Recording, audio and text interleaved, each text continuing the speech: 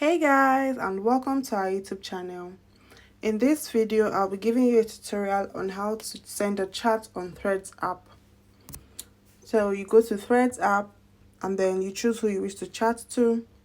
Basically, you can't chat privately on Threads. You can only make comments, which is like a public chat, but you can't have a private chat on Threads. It's just like Twitter.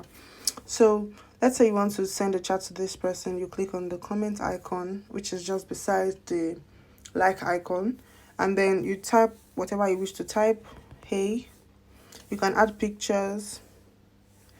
Let's say you want to add a random this.